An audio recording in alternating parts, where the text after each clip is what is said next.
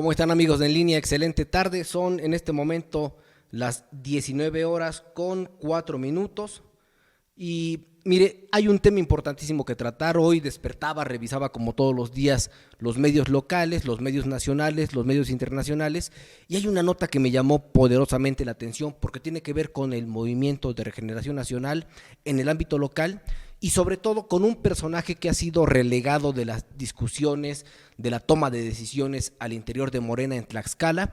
Y hablo directamente de Rubén Terán Águila, un diputado federal que no ha dejado el cargo, que no ha dejado el espacio y que ahora mencionaba estaba trabajando aquí en Tlaxcala para el grupo de Lorena Cuellar Cisneros. Sin embargo, usted sabe, la semana pasada llega Homero Meneses, abandona por completo sus actividades en el sector federal, obviamente renunció previamente y ya es quien se hace cargo de estos trabajos de Morena en el estado. Y entonces ahora todos se preguntan qué pasa con Rubén Terán. Bueno, lo que hoy desenmascara el portal de consulta que dirige mi tocayo y amigo Martín Ruiz es algo que nadie puede dudar, porque usted lo sabe y si no lo sabe se lo comento. La semana antepasada estuvo aquí en Tlaxcala el líder nacional de Morena y entonces en esa reunión pues fue el lloriqueo mayúsculo de Rubén Terán al darse cuenta de que le estaban quitando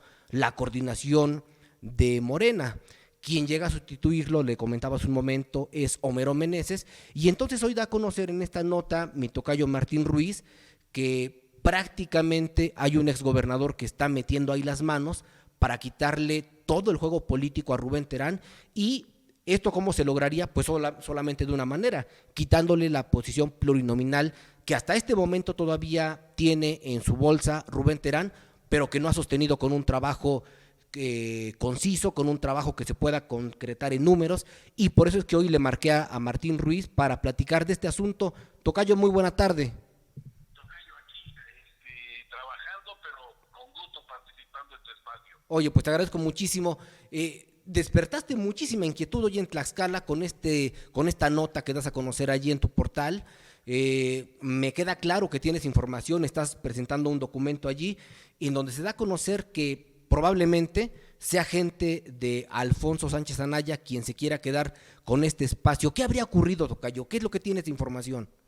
Mira, yo percibo que al interior del equipo de Lorena Cuellar, en lo que se refiere al partido Morena, ha habido muchos confrontaciones, ha habido muchas rivalidades y que yo creo que con el paso de los días y el arranque de las campañas han empezado a cobrar facturas. Una factura se la están cobrando a Rubén Terán, que le encargaron el proceso o una parte del proceso para seleccionar a los candidatos a las diputaciones locales y a las presidencias municipales, proceso que hay que decirlo, Tocayo, no fue del todo honesto, ni limpio, ni transparente, porque se generaron muchas inconformidades. Eso le ha venido restando a Rubén Terán fuerza y presencia no solamente al interior de Morena, sino con la candidata al gobierno de ese partido, Lorena Cuellar Cisneros. Me parece que el grupo que ha sabido aprovechar este desgaste al que se sometió Rubén Terán es el grupo del exgobernador Alfonso Sánchez Anaya. Hay que tener presente que Alfonso Sánchez Anaya logra colocar en la segunda posición de la lista de candidatos plurinominales a su nuera, a Marcela González Castillo, y desde ahí está prácticamente moviendo los hilos de lo que es los candidatos a las presidencias municipales de Morena. Para nadie es desconocido que Marcela es una persona hoy muy cercana a la candidata, a la que le habla, y Lorena la está escuchando. Yo creo que están haciendo ahí, fortaleciéndose este grupo que encabeza Alfonso Sánchez Anaya, y la posibilidad de que vaya o no Rubén de la primera lista plurinominal, a mí no me parece descabellado. Hay mucho descontento e inconformidad hacia su persona y no dudaría ni tantito que se pudiera dar ese movimiento. Pero también, Tocayo, vale la pena precisar que Rubén no puede llegar o se puede caer su aspiración de llegar al Congreso del Estado por una sencilla razón. Si en el próximo 6 de junio, tocayo, los candidatos o candidatas que participen o acudan, que están próximamente por arrancar campaña, si los que ganen son en su mayoría hombres, en automático el Instituto Electoral, el Instituto Tlaxcalteca de Elecciones va a tener que designar a mujeres. En este caso, por ejemplo, partidos como Morena, que el primer pluri es Rubén Terán, podría quedarse con las ganas y podría asumir el cargo Marcela González. En el caso del PRI podría suceder lo mismo si ves que para nadie es desconocido que la primera posición la ocupa Fabricio Mena, es decir, si hay una gran mayoría de hombres, el instituto va a decir que no llegue Fabricio, sino que llegue la segunda posición en el PRI, y así van a compensar la presencia de hombres y mujeres en la próxima legislatura. Tocayo, en la nota que hoy manejas en el portal de consulta se habla de Saraí Cervantes Piedras. ¿Tú la ubicas como una persona cercana o sería simplemente el caballo de Troya, cualquier nombre, simplemente para Podría entrar? ser, digamos, ubicada como el caballo de Troya, pero si tú indagas y preguntas, está muy relacionada con el grupo de Alfonso Sánchez Anaya. Y tú hace rato lo describías muy bien, la llegada de Homero Meneses, quien deja el programa de becas Benito Juárez en el gobierno federal para tomar una parte importante del control de la campaña de Lorena Cuellar, pues todo apunta que también tuvo la bendición de Alfonso Sánchez Anaya. Digo, Homero Meneses no puede negar su gratitud y su acercamiento y su trabajo que siempre ha tenido con el exgobernador, ¿no?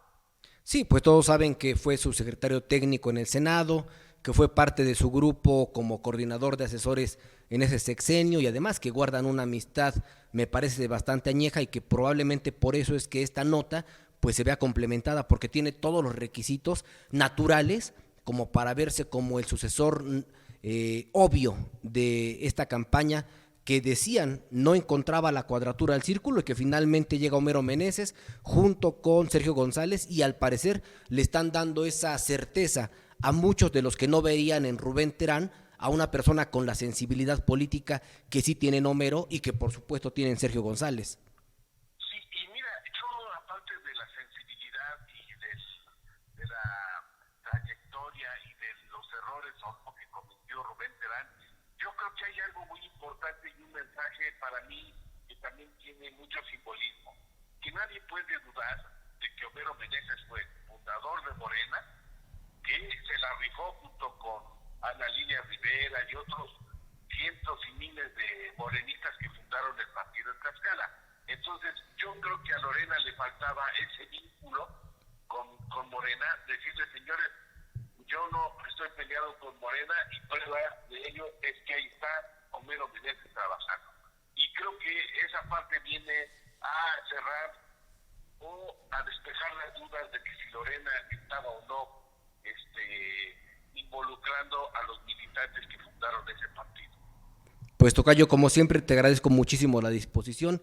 La nota de hoy fue nota obligada, fue comentario obligado en los cafés, en la sobremesa, y me parece que te llevaste las 8 columnas porque esto que sucede hoy en Morena viene a describir por completo lo que sucede en todos los partidos políticos, porque la salida eventual de Rubén Terán es lo que se está viviendo en el grupo Unidos por Tlaxcala, es lo que se vive en Fuerza por México, es lo que se vive con el Movimiento Ciudadano, lo que pasa también en el grupo de Juan Carlos Sánchez García, es decir, todos los partidos, todas las coaliciones están sufriendo de lo mismo, una falta de identidad debido a tantos grupos que están convergiendo y que simplemente no acaban de ponerse de acuerdo. Sí, y yo creo, Tocayo, ya para concluir mi comentario, que así como lo describes, que en todos los partidos y en todas las coaliciones hay broncas y divisiones internas, yo creo que una vez que arranque la campaña, los candidatos a diputados locales, a las alcaldías y a las presidencias de comunidad, se va a ver más evidente la división y vamos a empezar a ver movimientos que hoy pareciera ser que no se está dando la inconformidad, pero una vez que arranquen las campañas vas a ver cómo van a sacar en algunos municipios chispas, porque la confrontación va a estar a todo lo que da. Pues tocayo, estaremos en contacto y esperemos tener nuevamente información de consulta para poder comentarla aquí. Un abrazo. Gracias, tocayo, estamos a la orden. Bueno, usted escuchó directamente, es Martín Ruiz, es el director general del portal eConsulta. Esta información es importantísima, ¿por qué? Porque viene a ratificar lo que le decía hace un momento, lo que le decía incluso hace 8 días, las modificaciones, los cambios que hay en Morena, no tienen que ver con una cuestión de palabrería, son hechos reales.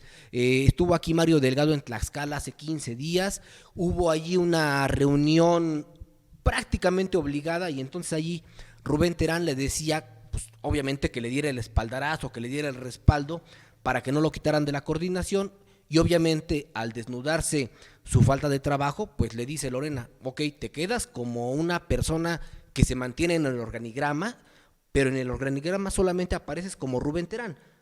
Tus actividades las toma directamente otra persona que es Homero Meneses, y entonces queda Homero Meneses, abajito queda Sergio González, que prácticamente están haciendo ahí la mancuerna para sostener la candidatura de Lorena Cuellar Cisneros, y Rubén Terán hoy está como el responsable de los asuntos sin importancia. Esa es la verdad que está ocurriendo en el Movimiento de Regeneración Nacional. Me parece que Lorena a muy buen tiempo se da cuenta del trabajo infructuoso que estaba realizando Rubén Terán, tan infructuoso como fue como diputado federal, tan gris como fue su pasar allí en San Lázaro, y le están cobrando la factura, así de sencillo. Ni siquiera Mario Delgado va a poder defenderlo. Y bueno, pasando a otro tema que tiene que ver con la seguridad de los tlaxcaltecas, es importante que usted sepa esto. Mire, este día fue encontrado el cuerpo sin vida de una persona, de un hombre, en la cajuela de un vehículo entre los límites de Apizaco y Yauquemecan.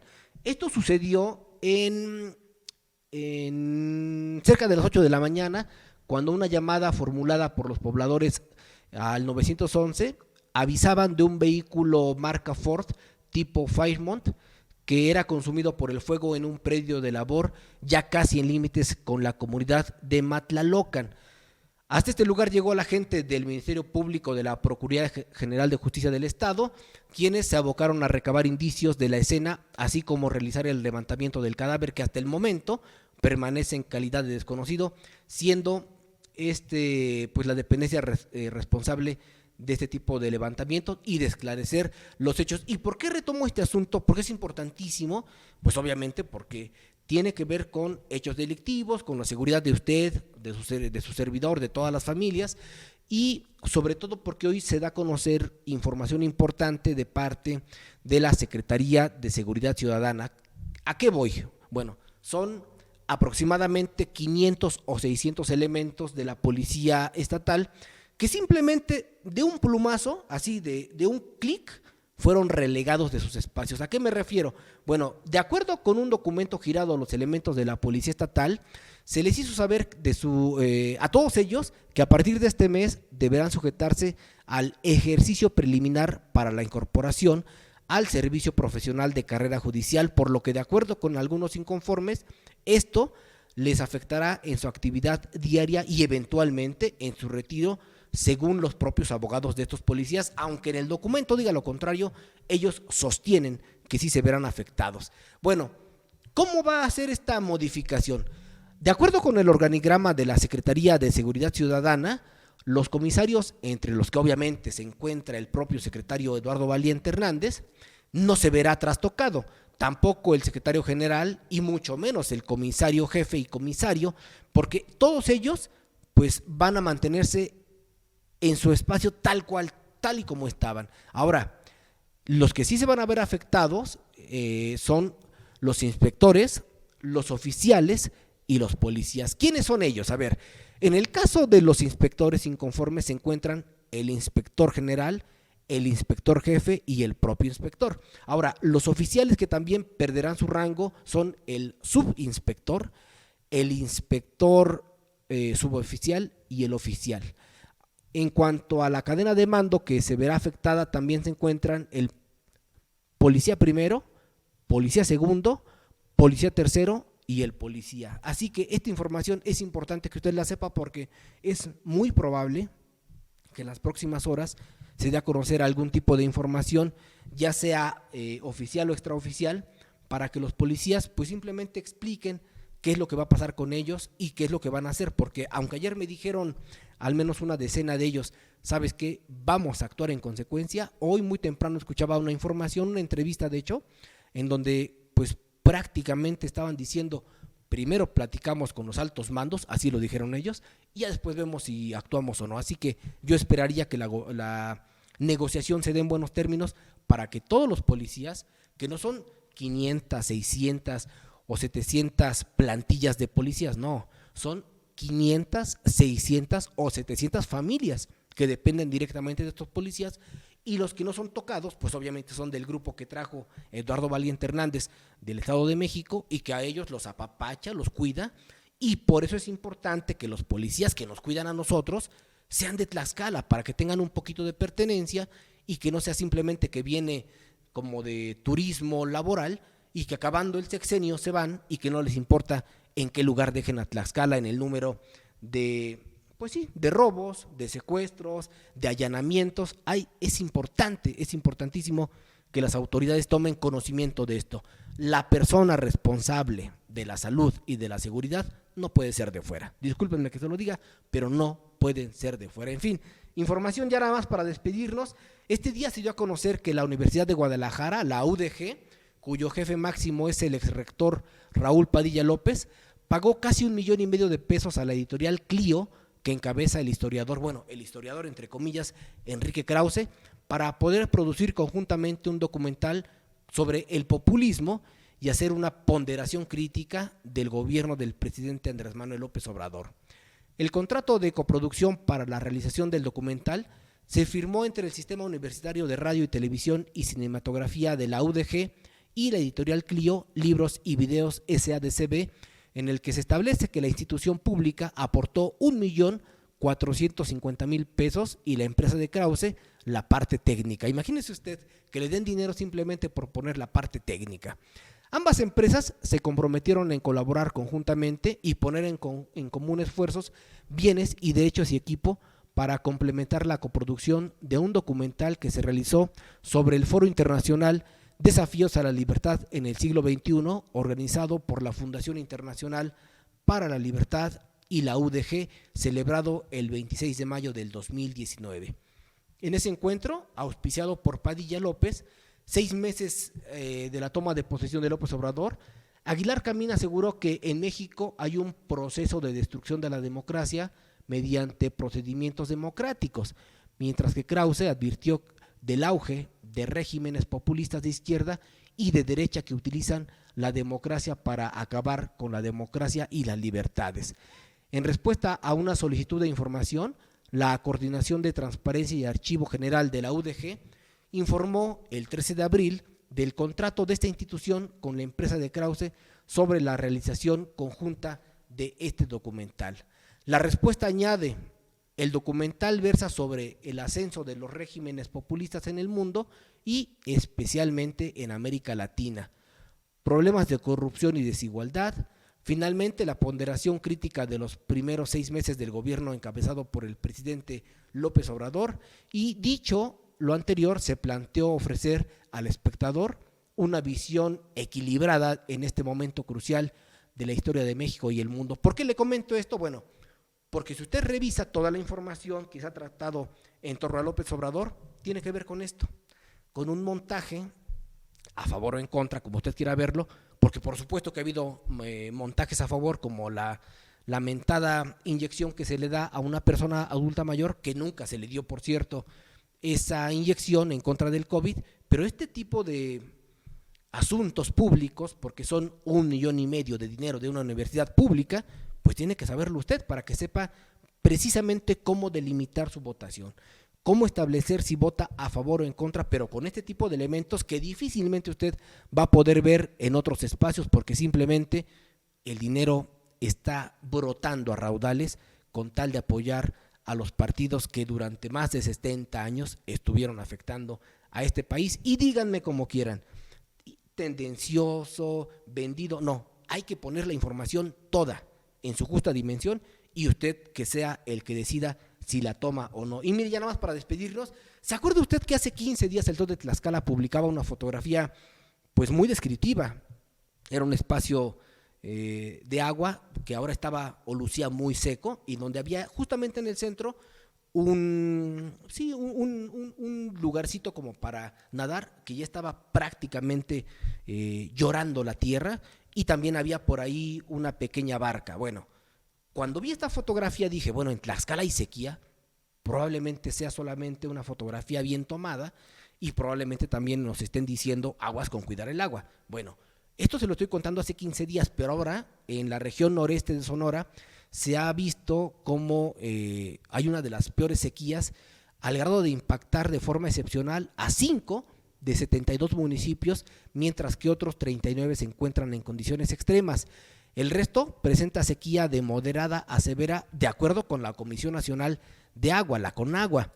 Pero esto no es privativo de Sonora, pues este día diversos medios nacionales nos hablan también de la Ciudad de México y su problema al enfrentar su peor sequía en los últimos 30 años de sequía. En abril de 2021, las presas retenedoras de lluvia en el sistema Cuatzamala se ubicaban al 44% de su capacidad, un 23% por debajo del promedio histórico.